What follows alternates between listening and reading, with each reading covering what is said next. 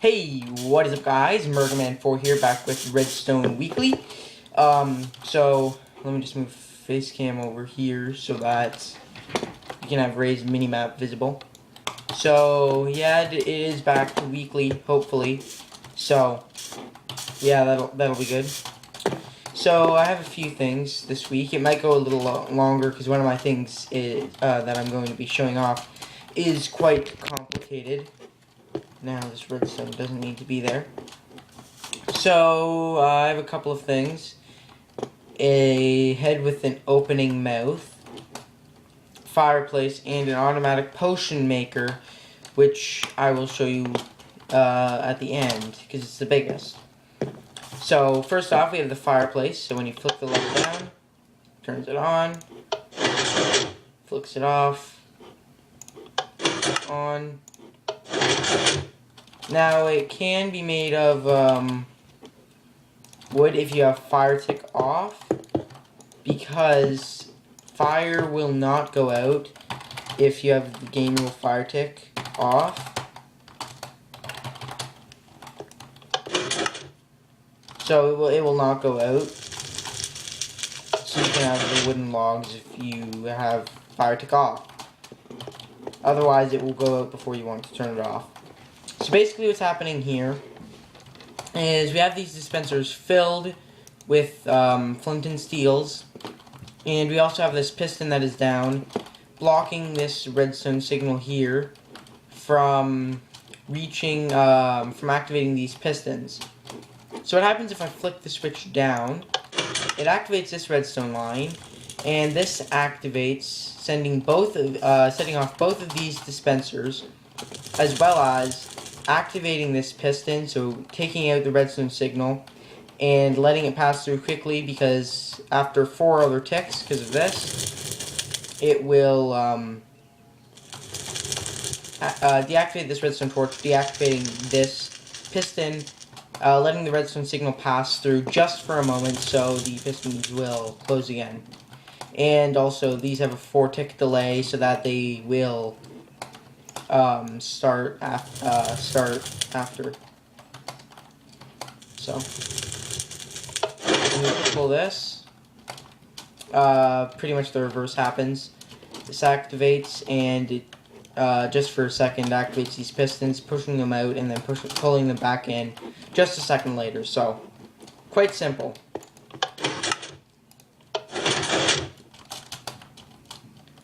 Then over here we have the head. So let me just angle this a bit better. So the opening head, you may be wondering whose head this is. This is the head of my friend MonkeyMan30,000. It's his skin's head. And I got this idea because he'd built this giant head of his, well, not giant, but normal sized head of his. And he'd asked, he was trying to figure out how to make the mouth open and close. So he asked me to do that. So when you press the button, it opens up. Now, it originally was a lever, but the lever you had to close manually, so let's just give myself a lever. If it was like this, then let's turn this volume down. You have to, you have to close it and rush in, and the same was in here. But if you press the button, it opens for just enough time for you to exit and enter. So pretty much something quite simple going on here. When you press either of the buttons, let's start out with, oh, wait, well, I'm going to have to give myself this anyway. As you can see here, there's a couple of dirt blocks there. Okay, so let's get down here. So this signal comes from the button, and where it goes down here to this activated redstone torch, which will deactivate this, activating this, which will in turn activate this redstone line. So I will go ahead and show you, explain to you what happens when the redstone line activates. So what happens here is if you press the button up here, all of this redstone will activate. So this will activate at a 4-tick delay. That is important, that these are all at a 4-tick delay. Otherwise it will not work. So it deactivates all these redstone torches, pulling these pistons up, and in this case, pulling these pistons down. And how this works is because these pistons will retract first, because these turn on first, deactivating these torches. So they deactivate the pistons those front pistons first, and the pistons pull back the wood as the mouth, and yeah. So it can work with any material except for the few materials that cannot be pulled with pistons, which include like bedrock and chests, ender chests, obsidian, that type of stuff. But yeah, it's just pretty simple. Just a quick matter of delay with pistons, and then that's done. And let me just check the time. Okay, we're good. We're only at about 7 minutes so far. 6 or 7 minutes. And over here is the potion maker. Now, I'm not going to go through the redstone in this because it is quite complicated, and it takes the potions a while to make. The reason I decided to make this was because you may know Ant Venom. He recently made one of these, and so his used a whole bunch of hoppers. And it was quite complicated, so I took it upon myself as a challenge to try to make one that is improved and also, well, yeah, just improved. So mine is slightly more compact, not very much, but just slightly. So that isn't a very big improvement, but it does use less hoppers, so it is more survival friendly because it uses up less iron. And of course, obviously, you don't have to build these. If you are building this in survival, you do not have to use the iron blocks. And I have signs on each of the dispensers saying the materials that are in here.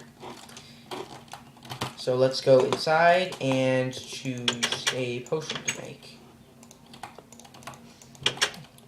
So we're going to make some instant damage. Now, in order to press these, you do have to wait a tiny bit, just a couple of seconds. Otherwise, it will go through too fast and try to get into here before anything else. So I'll just speed this up as the potion gets made.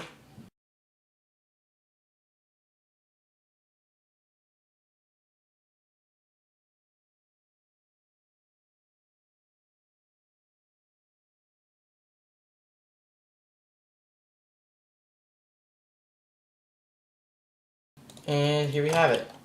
So we have the instant damage.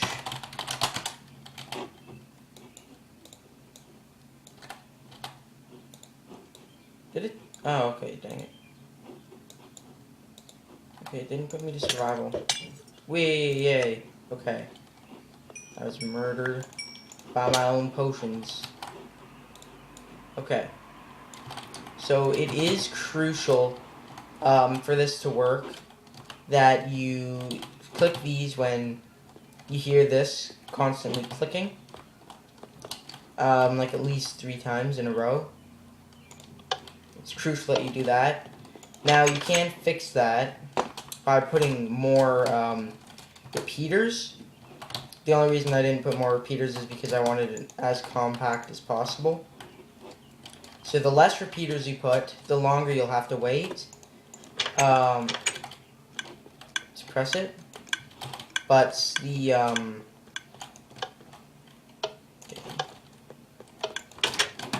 but then the more repeaters you have, the more space it takes up. So if you want this a bit more compact, then you do have to sacrifice a bit of time waiting. But yeah, you can place like a few more repeaters, maybe like out to here or something, and that would fix that problem. Now, of course, you're all entitled to your own opinion, and put in the comments below if you think that whose version is better, mine or Ant Venom's. So, yeah, this is completely 100% my own design. just the point of the whole redstone mechanism is the same as Ant Venom's. It's completely my design. I started it from scratch, didn't look at anything, like any references at all or anything. And, yeah. So now we have our splash potions of night vision. That'll work just fine. I need to finish it off, maybe some invisibility. Where is it?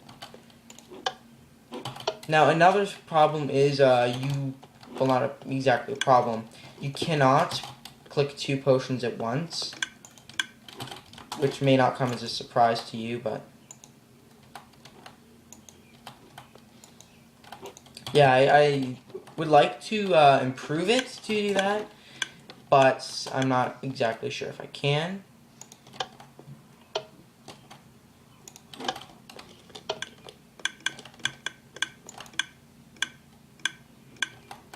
So yeah, but let's just wait for that to create itself.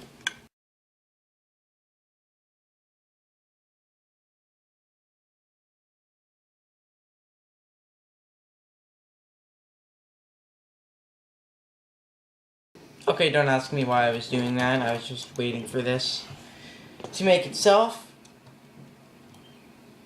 But here you have it. So that way you don't have to manually brew all the different potions. So yeah. Oh. That is new.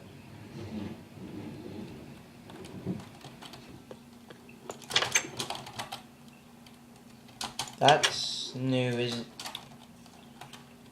I don't recall being able to see a player at all in F5 mode or anything. I'm a ghost. Is that a glitch? I'm a ghost. Oh yeah.